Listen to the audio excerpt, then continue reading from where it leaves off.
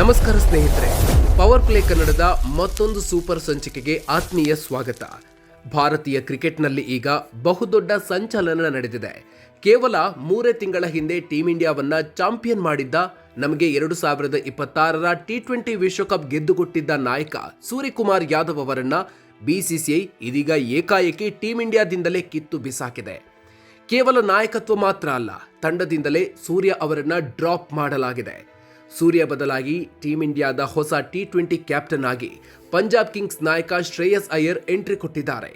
ಮತ್ತೊಂದೆಡೆ ಐಪಿಎಲ್ನಲ್ಲಿ ಬರೋಬ್ಬರಿ 776 ರನ್ ಚಚ್ಚಿದ್ದ ಬಿಹಾರದ ಯುವರಾಜ 15 ವರ್ಷದ ವೈಭವ್ ಸೂರ್ಯವಂಶಿ ಅಧಿಕೃತವಾಗಿ ಟೀಂ ಇಂಡಿಯಾಗೆ ಸೆಲೆಕ್ಟ್ ಆಗೋ ಮೂಲಕ ಸಾಕ್ಷಾತ್ ಸಚಿನ್ ತೆಂಡೂಲ್ಕರ್ ಅವರ 36 ವರ್ಷ ಹಳೆಯ ದಾಖಲೆಯನ್ನೇ ಉಡೀಸ್ ಮಾಡಿದ್ದಾನೆ.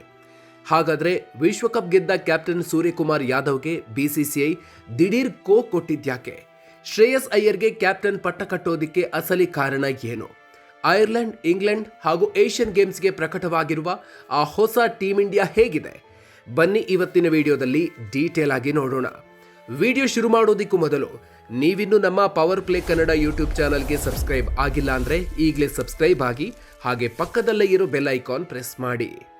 ಟೀಂ ಇಂಡಿಯಾಗೆ ಎಂಟ್ರಿ ಕೊಟ್ಟ ವೈಭವ್, ಸಚಿನ್ ರೆಕಾರ್ಡ್ ಪತನ. ಸ್ನೇಹಿತರೆ, ಮೊದಲು ವೈಭವ್ ಸೂರ್ಯವಂಶಿ ಬಗ್ಗೆ ನೋಡೋಣ. ಬಿಸಿಸಿಐ ಮುಂಬರುವ ಐರ್ಲೆಂಡ್, ಇಂಗ್ಲೆಂಡ್ ಹಾಗೂ ಏಷ್ಯನ್ ಗೇಮ್ಸ್ ಟಿ20 ಸರಣಿಗಳಿಗೆ ಭಾರತ ತಂಡವನ್ನು ಪ್ರಕಟಿಸಿದೆ.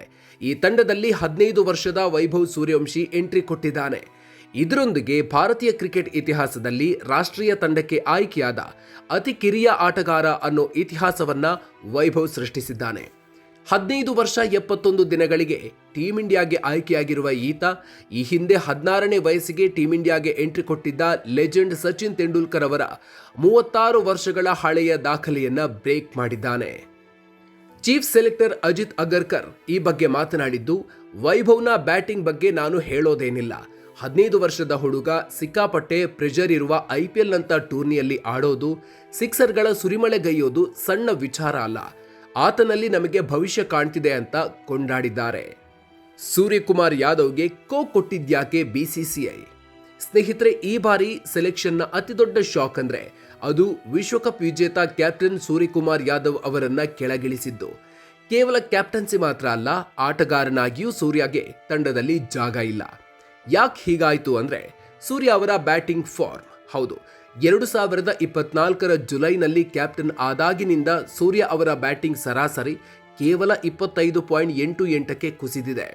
ಅದಕ್ಕೂ ಮುನ್ನ ಅವರ ಸರಾಸರಿ 43.60 ಇತ್ತು.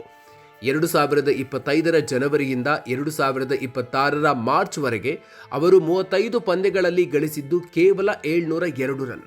ಅಂದ್ರೆ ಕ್ಯಾಪ್ಟನ್ಸಿ ಪ್ರೆಷರ್ನಿಂದ ಸೂರ್ಯ ತಮ್ಮ ಬ್ಯಾಟಿಂಗ್ ಫಾರ್ಮ್ ಅನ್ನ ಪೂರ್ತಿಯಾಗಿ ಕಳ್ಕೊಂಡಿದ್ದಾರೆ.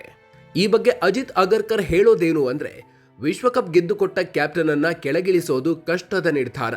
ಆದರೆ ಮುಂದಿನ 2 ವರ್ಷಗಳ ಟಿ20 ಸೈಕಲ್ ಅನ್ನ ಗಮನದಲ್ಲಿಟ್ಟುಕೊಂಡು ನಾವು ಈ ಕಠಿಣ ನಿರ್ಧಾರ ತೆಗೆದುಕೊಳ್ಳಲೇಬೇಕಿತ್ತು.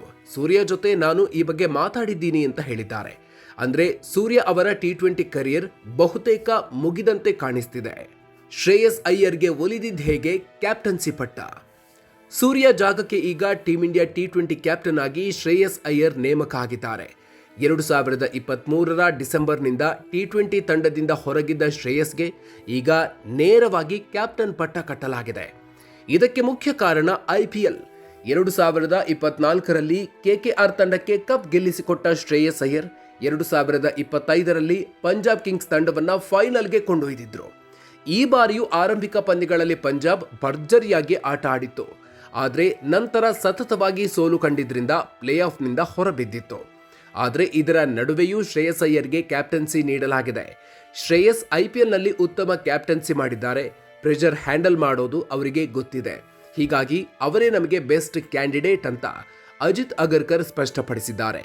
ಉಪನಾಯಕನಾಗಿ ತಿಲಕ್ ವರ್ಮಾ ನೇಮಕ ಆಗಿದ್ದಾರೆ. ಹೇಗಿದೆ ಐರ್ಲೆಂಡ್ ಅಂಡ್ ಇಂಗ್ಲೆಂಡ್ ವಿರುದ್ಧದ ಟೀಂ ಇಂಡಿಯಾ ಸ್ಕ್ವಾಡ್? ಸ್ನೇಹಿತರೆ, ಜೂನ್ 26 ಮತ್ತು 28ರಂದು ಐರ್ಲೆಂಡ್ ವಿರುದ್ಧ 2 ಟಿ20 ಪಂದ್ಯ ಹಾಗೂ ಜುಲೈ 1ರಿಂದ 11ರವರೆಗೆ ಇಂಗ್ಲೆಂಡ್ ವಿರುದ್ಧ 5 ಟಿ20 ಪಂದ್ಯಗಳ ಸರಣಿ ನಡೆಯಲಿದೆ. ಈ ಸರಣಿಗೆ ಆಯ್ಕೆಯಾಗಿರುವ ತಂಡವನ್ನ ನೋಡೋದಾದ್ರೆ ಕ್ಯಾಪ್ಟನ್ ಶ್ರೇಯಸ್ ಅಯ್ಯರ್, ಅಭಿಷೇಕ್ ಶರ್ಮಾ, ಸಂಜು ಸ್ಯಾಮ್ಸನ್, ಇಶಾನ್ ಕಿಶನ್, ಶಿವಮ್ ದುಬೆ, ತಿಲಕ್ ವರ್ಮಾ, ನಿತೀಶ್ ಕುಮಾರ್ ರೆಡ್ಡಿ, ಅಕ್ಷರ್ ಪಟೇಲ್, ವಾಷಿಂಗ್ಟನ್ ಸುಂದರ್, ವರುಣ್ ಚಕ್ರವರ್ತಿ, ರವಿ ಬಿಷ್ಣೋಯ್, ಮೊಹಮ್ಮದ್ ಸಿರಾಜ್, ಹರ್ಷಿತ್ ರಾಣಾ, ಹರ್ಷದೀಪ್ ಸಿಂಗ್, ಪ್ರಿನ್ಸ್ ಯಾದವ್ ಹಾಗೂ ಕಿರಿಯ ಆಟಗಾರ ವೈಭವ್ ಸೂರ್ಯವಂಶಿ. ಇನ್ನು ಸೆಪ್ಟೆಂಬರ್ನಲ್ಲಿ ನಡೆಯುವ ಏಷ್ಯನ್ ಗೇಮ್ಸ್ ಕ್ರೀಡಾಕೂಟಕ್ಕೂ ಇದೇ ತಂಡವನ್ನು ಕಳುಹಿಸಲು ಬಿಸಿಸಿಐ ನಿರ್ಧರಿಸಿದ್ದು, ಸಿರಾಜ್ ಬದಲಿಗೆ ಜಸ್ಪ್ರೀತ್ ಬುಮ್ರಾ ತಂಡವನ್ನು ಸೇರಿಕೊಳ್ಳಲಿದ್ದಾರೆ. ಒಟ್ಟಿನಲ್ಲಿ ಸ್ನೇಹಿತರೆ, ಐಪಿಎಲ್ನಲ್ಲಿ ಮಿಂಚಿದ ಯುವ ಆಟಗಾರರಿಗೆ ಮಣೆ ಹಾಕಿರುವ ಬಿಸಿಸಿಐ ಫಾರ್ಮ್ ಕಳ್ಕೊಂಡ ಹಿರಿಯ ಆಟಗಾರರಿಗೆ ನಿರ್ದಾಕ್ಷಿಣ್ಯವಾಗಿ ಕೋಕ್ ನೀಡಿದೆ. ವೈಭವ್ ಸೂರ್ಯವಂಶಿ ನೇಮಕ, ಶ್ರೇಯಸ್ ಅಯ್ಯರ್ಗೆ ನಾಯಕನ ಜವಾಬ್ದಾರಿ, ತಿಲಕ್ ವರ್ಮಾಗೆ ಉಪನಾಯಕನ ಸ್ಥಾನ, ಇದನ್ನೆಲ್ಲ ನೋಡಿದ್ರೆ ಭಾರತೀಯ ಟಿ20 ಕ್ರಿಕೆಟ್ನಲ್ಲಿ ಹೊಸ ಶಖೆಯೊಂದು ಆರಂಭ ಆಗಿದೆ ಅನ್ನಬಹುದು. ಈ ಬಗ್ಗೆ ನೀವೇನು ಹೇಳ್ತೀರಿ? ವಿಶ್ವಕಪ್ ಗೆದ್ದ ಕ್ಯಾಪ್ಟನ್ ಸೂರ್ಯಕುಮಾರ್ ಅವರನ್ನ ಕೆಳಗಿಳಿಸಿದ್ದು ಸರಿಯಾ? ಶ್ರೇಯಸ್ ಅಯ್ಯರ್ ಟೀಂ ಇಂಡಿಯಾವನ್ನ ಸಮರ್ಥವಾಗಿ ಮುನ್ನಡೆಸ್ತಾರಾ? ವೈಭವ್ ಸೂರ್ಯವಂಶಿ ಅಂತಾರಾಷ್ಟ್ರೀಯ ಕ್ರಿಕೆಟ್ನಲ್ಲಿ ಕ್ಲಿಕ್ ಆಗ್ತಾನ? ಕಾಮೆಂಟ್ ಬಾಕ್ಸ್ನಲ್ಲಿ ನಿಮ್ಮ ಅಭಿಪ್ರಾಯವನ್ನ ತಪ್ಪದೆ ಹಂಚಿಕೊಳ್ಳಿ. ಈ ಸ್ಪೋರ್ಟ್ಸ್ ಅನಾಲಿಸಿಸ್ ವಿಡಿಯೋ ನಿಮಗೆ ಇಷ್ಟ ಆಗಿದ್ರೆ ಈಗಲೇ ಲೈಕ್ ಮಾಡಿ ಹಾಗೂ ಪ್ರತಿಯೊಬ್ಬ ಕ್ರಿಕೆಟ್ ಅಭಿಮಾನಿಗೂ ಶೇರ್ ಮಾಡಿ. ಟೀಮ್ ಇಂಡಿಯಾದ ಇಂಥ ಇಂಟ್ರೆಸ್ಟಿಂಗ್ ಅಪ್ಡೇಟ್ಸ್ಗಳಿಗಾಗಿ ಮರೆಯದೆ ನಮ್ಮ ಪವರ್ ಪ್ಲೇ ಕನ್ನಡ ಯೂಟ್ಯೂಬ್ ಚಾನಲ್ಗೆ ಸಬ್ಸ್ಕ್ರೈಬ್ ಆಗಿ. ಮುಂದಿನ ವಿಡಿಯೋದಲ್ಲಿ ಮತ್ತೊಂದು ಇಂಟ್ರೆಸ್ಟಿಂಗ್ ಅಪ್ಡೇಟ್ ಜೊತೆಗೆ ಮತ್ತೆ ಸಿಗೋಣ. ಅಲ್ಲಿವರೆಗೂ ನಮಸ್ಕಾರ.